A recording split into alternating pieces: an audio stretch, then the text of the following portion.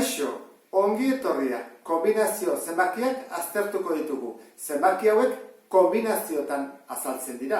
Eta nola idazten da? Horrela, parentesi batekin, eta gero, bi zenbaki ditu. Adibidez, jartzen dugu, 5 gain 3.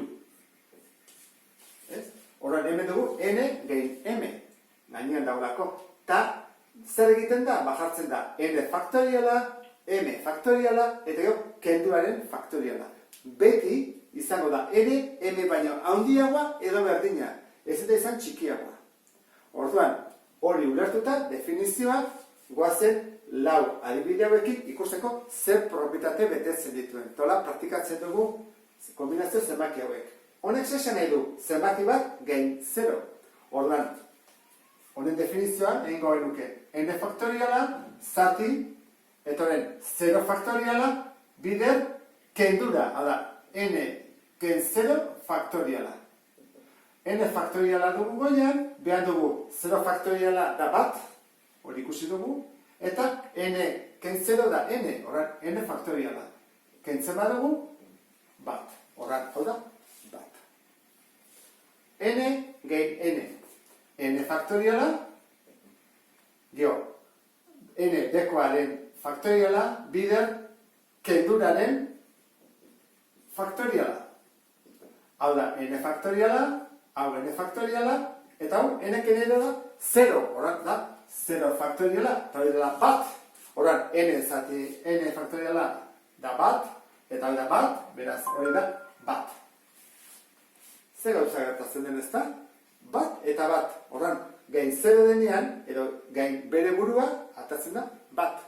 Horren, goazen ikusten zer gertatzen den, bat gutxiago dugunean, edo ben bat dugunean. N faktoriala. Zati. N-ken bat faktoriala, bider, kenduraren faktoriala. Zer bada kendura?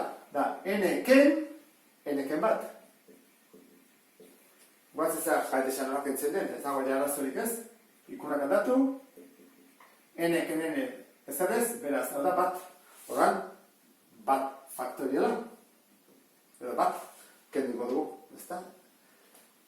Simplifikatzeko, egingo duguna da, n-eri faktoria kendu. Horren, atako dugu n, eta gehituko zegu n-ken bat faktoriala.